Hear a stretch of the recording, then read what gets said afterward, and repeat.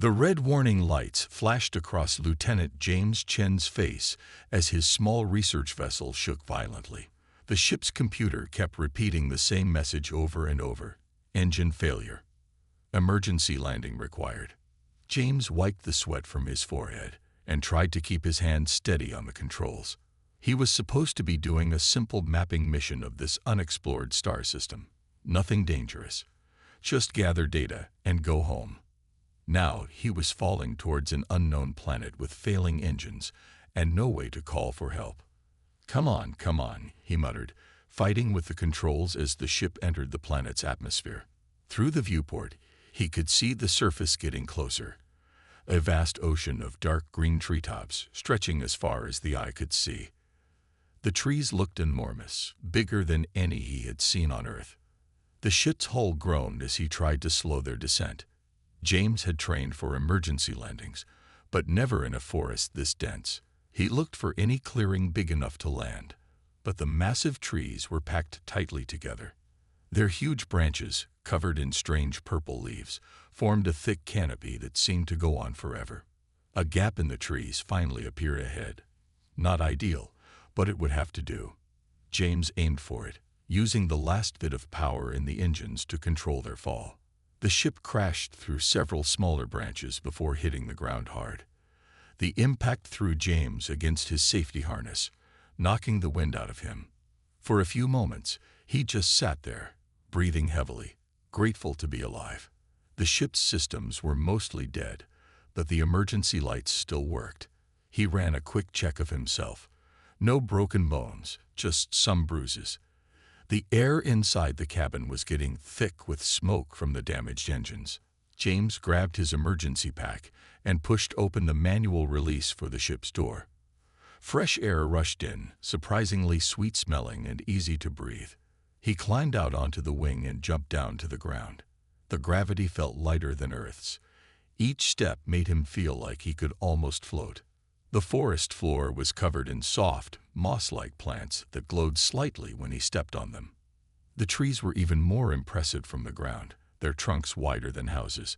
Strange bird-like creatures with 4 wings called to each other high in the branches. James walked around his ship, checking the damage. It wasn't good.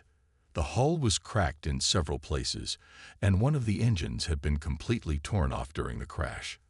This wasn't something he could fix with his basic repair kit. Great, he said to himself.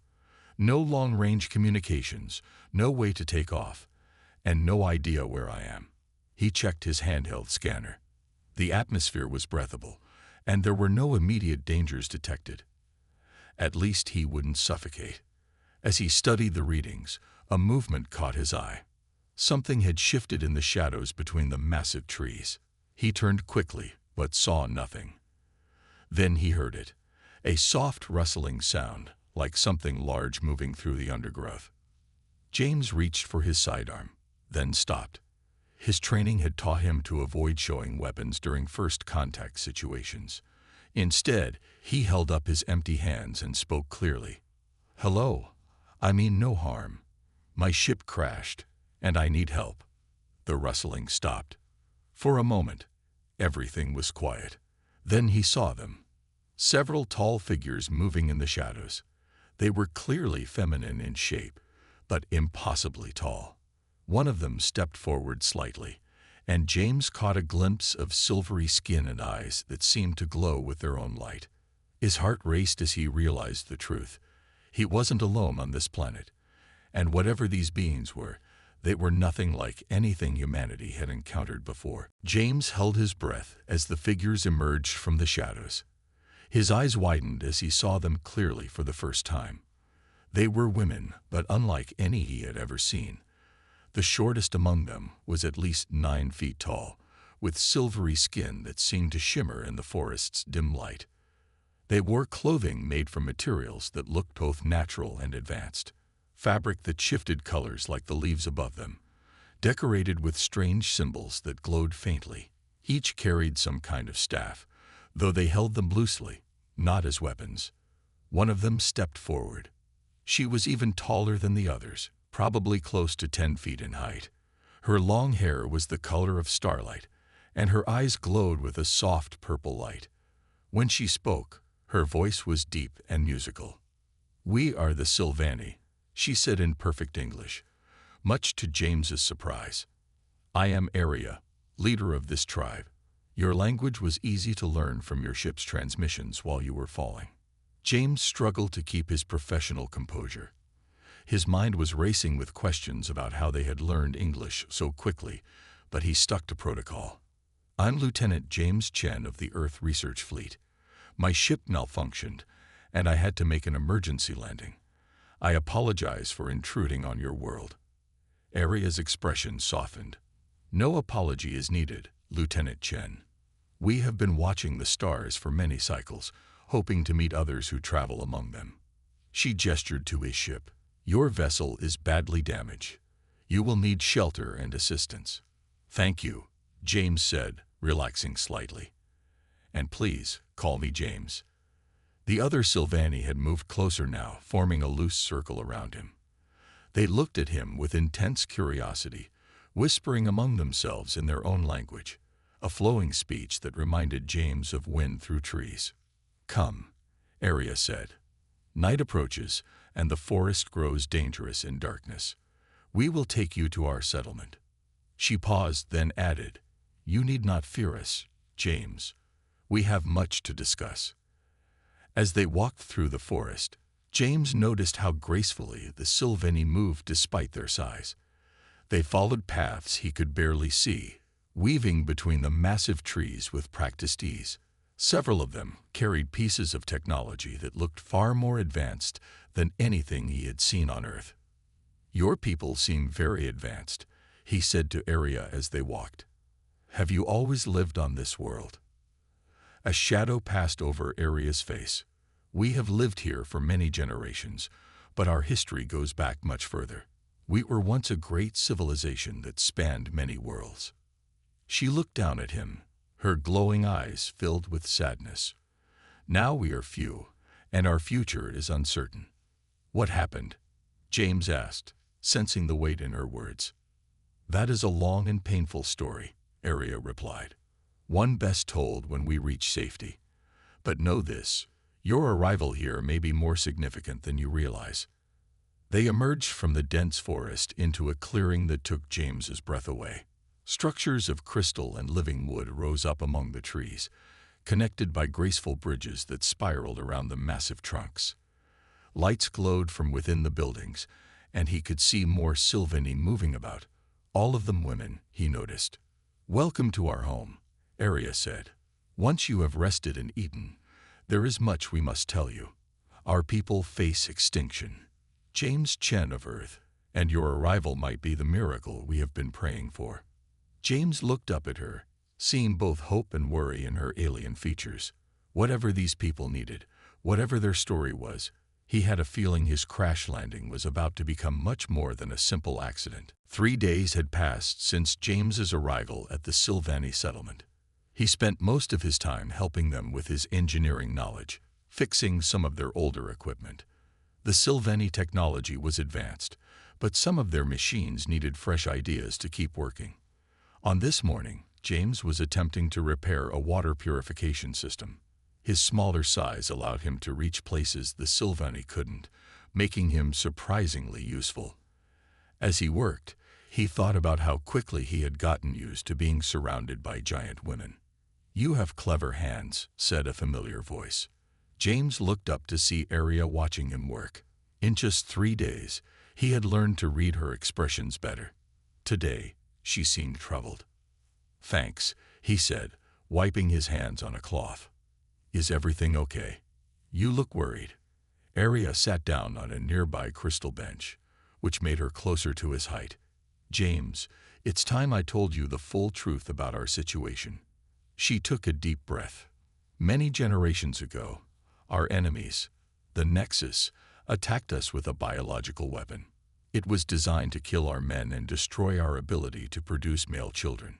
James stopped what he was doing, giving her his full attention. "That's horrible." "Yes, we survived, but we are dying slowly. Each generation, there are fewer of us." Aria's eyes glowed more intensely with emotion.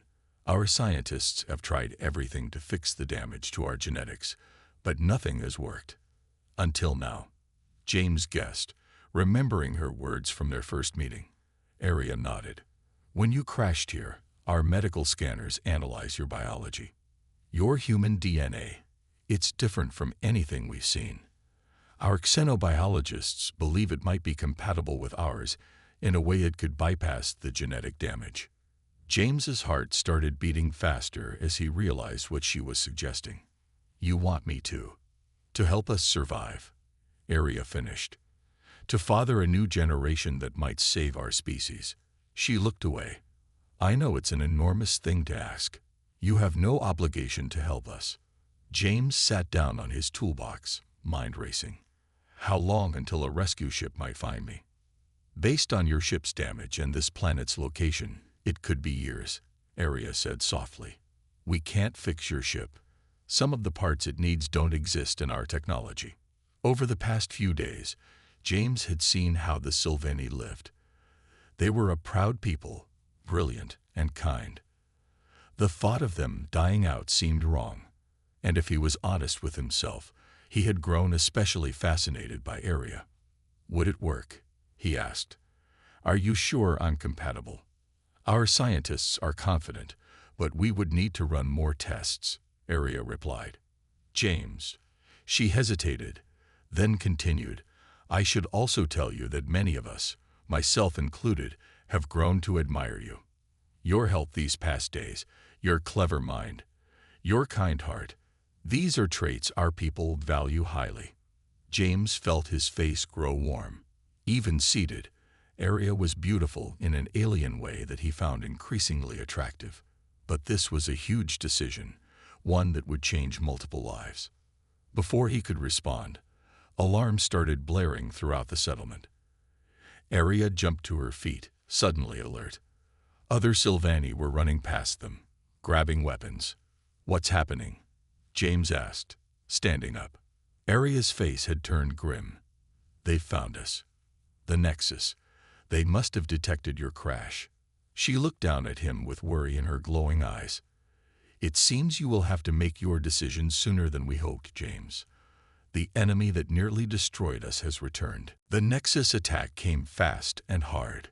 James watched from behind a crystal barrier as dark shapes moved through the forest. They looked like a nightmare mix of machine and organic parts, bodies covered in metal plating, glowing red eyes, and weapons built right into their arms. There are too many of them, shouted one of the Sylvani warriors, firing energy blasts from her staff at the approaching enemies. Arya stood tall, commanding her warriors with calm authority despite the chaos. Hold the line. We must protect the inner settlement. Her own staff fired powerful shots that turned several Nexus soldiers into smoking wreckage. James knew he should stay hidden.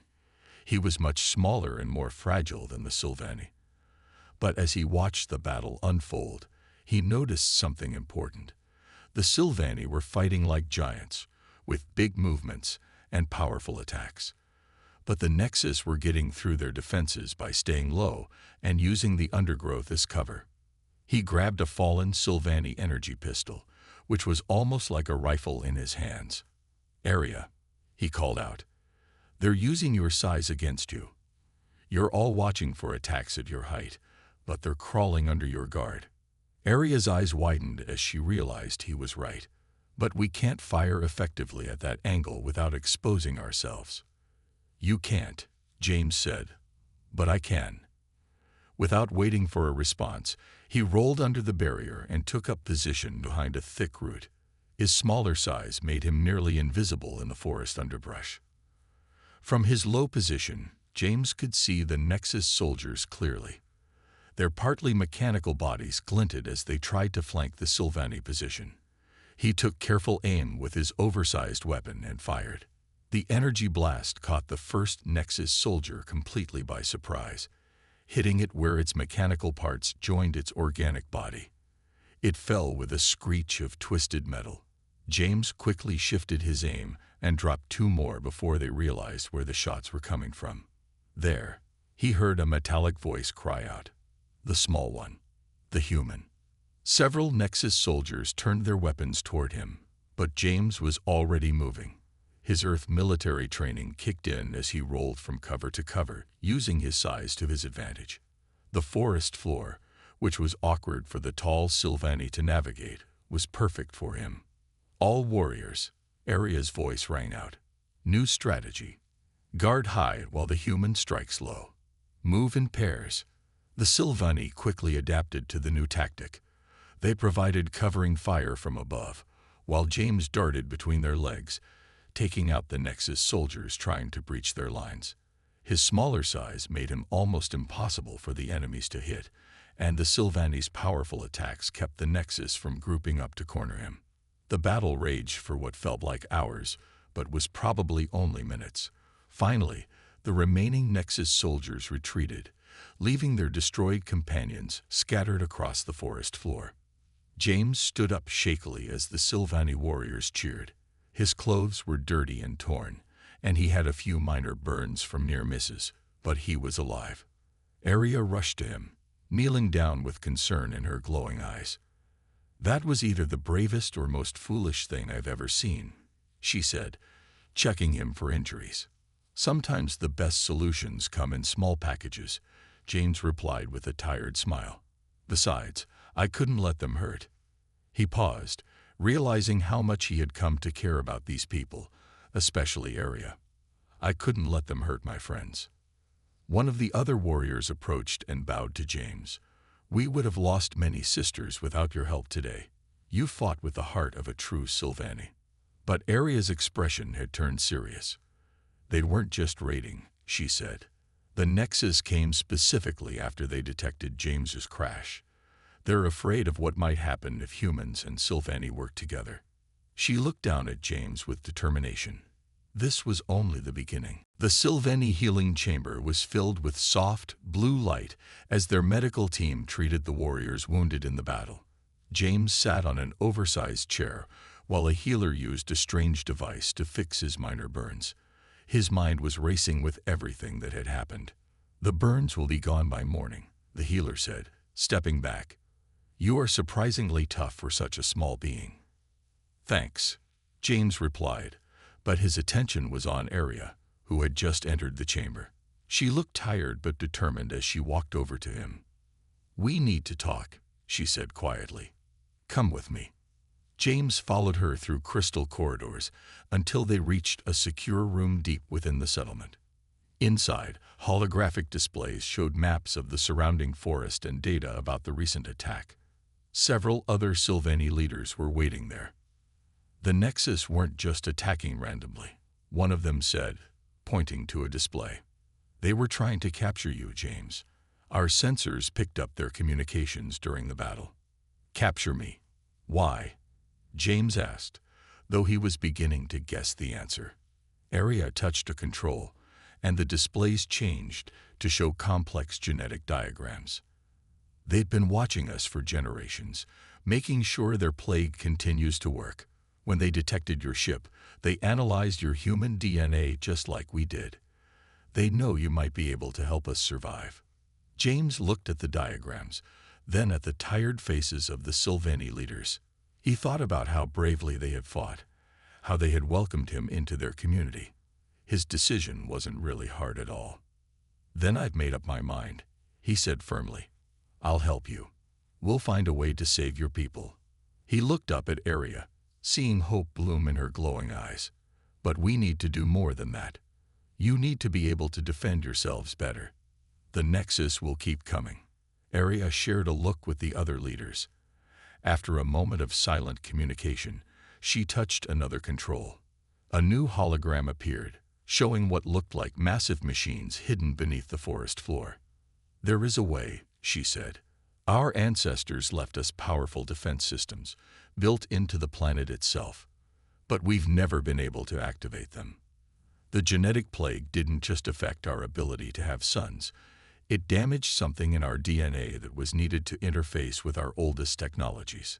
James studied the hologram with growing excitement. "These are incredible, but why do you think I could help with this?" "Because," Aria explained, "you've already started to. When you used our weapons in the battle, they responded to you in ways we haven't seen in generations. Your DNA, being similar enough to ours, but undamaged by the plague, might be the key to awakening our ancient defenses. The other leaders stepped forward. If you help us, one said, you wouldn't just be saving our future generations. You could help us protect ourselves today. James walked around the hologram, his engineer's mind already working on the problem. I'll need to understand how your technology works. And we'll need to figure out the genetic treatments quickly. The Nexus won't give us much time. Both are already in progress, Arya said, smiling. Our scientists began preparing after seeing how you fought today. They believed the first treatments could start within days. James looked up at her, returning her smile. Then we better get to work. The Nexus think humans and Sylvani working together is dangerous. He reached out, and after a moment's hesitation, Arya took his much smaller hand in hers. Let's prove them right. A month had passed since James made his decision to help the Sylvani. The settlement's main laboratory was buzzing with activity as scientists worked on both the genetic treatments and the ancient defense systems. James moved between workstations, his small size now seen as an advantage rather than a curiosity. The first test results are ready, announced Lyra, the head scientist. She was shorter than most Sylvani, though still over 8 feet tall, with bright silver hair tied back practically. She pointed to a holographic display showing DNA strands merging and combining. James and Arya stood side by side, watching the display. The other scientists gathered around, their glowing eyes fixed on the results. It's working better than we hoped, Lyra continued, excitement clear in her voice. The human DNA isn't just compatible, it's helping repair the damage from the plague. The first group of volunteers who received treatments are already showing positive changes. How many are? James paused, still somewhat shy about discussing it. Pregnant. Lyra finished with a gentle smile. 12 so far, and all signs indicate healthy development. We're seeing something extraordinary. The embryos are producing new genetic patterns we've never seen before. Arya touched the display, enlarging part of the image. Are they viable? Will the children be healthy? All our tests show they will be. Lyra brought up more data. And here's the most amazing part. We're detecting the same genetic markers that our ancestors used to interface with their technology. These children will be able to activate the old defense systems naturally. James felt a mix of pride and nervousness. He was going to be a father many times over, helping create a new generation of Sylvani. It was overwhelming, but when he looked up at Arya, he knew he had made the right choice. A young warrior burst into the lab. Leaders, we're getting strange readings from the ancient defense complex. They rushed to the underground chamber where the biggest piece of ancestral technology lay dormant. The massive machine, looking like a cross between a crystal tree and a computer, had started to glow with a faint blue light. Impossible, whispered one of the scientists. It's activating on its own. Not on its own, Lyra said, checking her instruments. It's responding to. She looked at James with amazement. It's responding to the presence of the hybrid DNA in the pregnant volunteers. The machine can sense the unborn children. James approached the machine carefully. As he got closer, the glow grew stronger. Symbols appeared in the air around it, ancient Sylvani writing that pulsed with energy. The system recognizes them as true Sylvani, Arya said with wonder in her voice. It's accepting them as rightful heirs to our ancestors' legacy. She placed her hand on James's shoulder. And it recognizes you as part of our people now. Suddenly, alarms started blaring throughout the settlement. But these were different from the attack alarms. They were coming from their long-range sensors. Multiple Nexus ships detected, reported a warrior through the communication system. Much bigger than last time. They're gathering for a major assault. James looked at the ancient machine, then at the worried faces around him. How long until they get here? 3 days at most, Arya replied grimly. Then we have 3 days to figure out how to use this technology. James straightened up, determination in his eyes. Lyra, get your best scientists down here. We need to understand everything this machine can do. Arya gave commands to prepare the settlement's defenses, then turned back to James. You know they're coming in force this time. They'll throw everything they have at us to prevent these children from being born. James nodded, watching the ancient machine pulse with energy. Let them come. They tried to destroy your future. He took her hand, feeling the strength in her much larger fingers. Instead, they're about to meet it. The Nexus attack began at dawn on the third day. The sky turned dark with their ships, mechanical monsters that blocked out the morning light.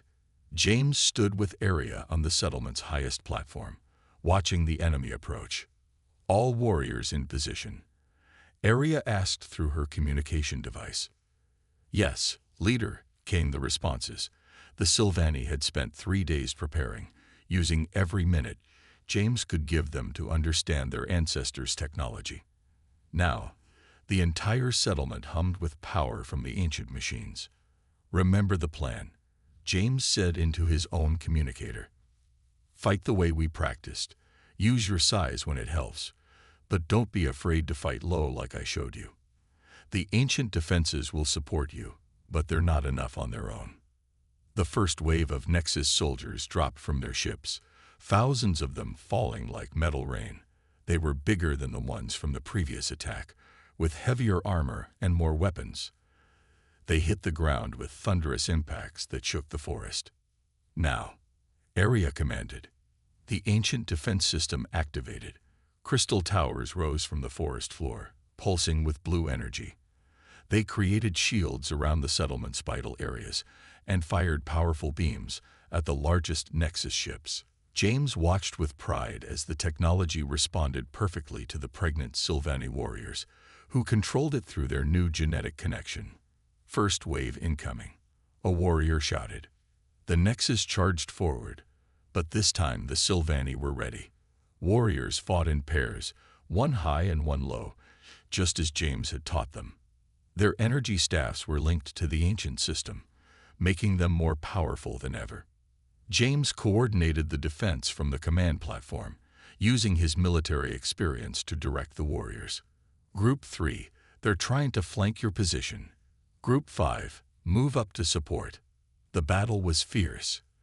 The Nexus had numbers, but the Sylvani had power and new tactics. James watched as his training combined with their natural strength. Warriors would lift their partners to fire over barriers, then drop low to shoot under them. The Nexus couldn't adapt to the unexpected fighting style. But the enemy kept coming. After an hour of fighting, the Sylvani were getting tired. The ancient defenses were strong, but the massive numbers of Nexus were overwhelming them through sheer force. We can't hold them much longer. Lyra called from her position monitoring the defense systems. James looked at the battlefield, then at Arya. An idea formed in his mind. Dangerous, but possibly their only chance. The main Nexus ship, he said, pointing to the largest vessel still in the sky. That's their command center. If we can destroy it, the rest will fall into chaos. But our weapons can't reach it, Arya replied. Even the ancient defenses aren't strong enough at that range. They don't have to be. James showed her his plan quickly. Her eyes widened. That's insane, she said. You could die. Do you trust me? Arya looked at him for a long moment, then nodded. She grabbed her staff and shouted to her warriors. Everyone, focus all fire on my position when I give the signal. Before anyone could question her, Arya grabbed James and threw him high into the air with all her strength. As he flew upward, he pulled out 2 energy pistols. The Nexus, not expecting an attack from above, didn't react in time. James shot out the gravity generators on a small Nexus ship as he passed it. The ship started to fall, and he landed on its hull. Using the falling ship's momentum, he aimed it directly at the command vessel. Now, he heard Arya shout below. Every Sylvani warrior and defense tower fired at once, their combined energy hitting the falling ship. The explosion launched James straight at the command ship's main engine. He fired both pistols into it as he flew past. The massive ship's engine exploded. As James fell, a Sylvani flight unit caught him. He watched with satisfaction as the Nexus command ship crashed into the forest, and their entire army fell into confusion without their leaders. 1 year had passed since the great battle with the Nexus. The Sylvani settlement had grown larger and more beautiful than ever, with new crystal buildings rising among the ancient trees. The sound of children's laughter echoed through the corridors, something that hadn't been heard in generations. James stood in the nursery chamber, looking at the sleeping babies in their crystal cradles. Some were boys, the first male Sylvani in over 100 years. They were smaller than pure Sylvani babies, but still twice the size of human infants. Their skin had a subtle silvery shine, and their eyes, when open, glowed softly like their mother's. "They're perfect," Arya said, walking up behind him. She wore the formal robes of the Sylvani leader, but her face was softer now, gentler than during the days of war. "The scientists say they're healthy and strong. And look." She pointed to one of the babies who was making tiny blue light patterns appear above his cradle. "Already playing with the ancient technology," James said with a proud smile. "They really are a perfect mix of both our peoples." The sound of an alarm made them both tense for a moment, but this was different from the old warning signals. This was the deep tone of the long-range communication system. "James," a warrior called from the control room. "We're detecting an Earth ship in orbit. They're broadcasting on research fleet frequencies." After all this time, Earth had finally found him. James felt Arya tense beside him, but he reached up and took her hand. "Send them landing coordinates," he said calmly. "It's time for both our peoples to meet properly." The Earth ship landed in a clearing near the settlement. James watched as Captain Sarah Rodriguez, his old commanding officer, stepped out with a small team. Their faces showed complete amazement as they saw the giant Sylvani warriors waiting to greet them. "Lieutenant Chen," Rodriguez said, staring up at Arya, "when we detected your emergency beacon, we expected to find a crash site. Not this." "Welcome to the Sylvani settlement," James said formally. "A lot has changed in the past year, Captain. Let me introduce you to Arya, my wife and leader of the Sylvani people." The Earth team's eyes widened even further at this news. "Wife," Rodriguez repeated. "Perhaps you would like to see our nursery," Arya suggested with a gentle smile. "We have much to tell you about the alliance between our peoples." As they walked through the settlement, James and Arya took turns explaining everything. The Nexus, the plague, the ancient technology, and how working together had saved both their futures. The Earth officers looked more amazed with each revelation. "So you're staying?" Rodriguez asked James finally. "Yes," he said without hesitation, "but not in hiding anymore. The Sylvani have knowledge and technology that could help Earth, and Earth's protection could help keep the Nexus away forever. There's so much our peoples could learn from each other." Later that evening, after the Earth team had left to report back to their superiors, James and Arya stood on their favorite platform, watching the sunset. Below them, Sylvani warriors were teaching some of their combat techniques to the Earth security team that would be staying as the first official delegation. "Are you happy with your choice?" Arya asked softly. "Staying with us." James looked up at his giant wife, then out at the settlement where his children would grow up. He could see the nursery where the first generation of human Sylvani hybrids slept, the ancient defense towers standing guard, and the Earth ship gleaming in the distance, symbols of past, present, and future all together. "I'm not just happy with it," he replied. "It was the best choice I ever made. We didn't just save your people, Arya. We made something new, something better than either of us could have been alone." As the sun set, the ancient machines hummed peacefully, and somewhere in the nursery, a baby laughed, making patterns of light dance in the evening air.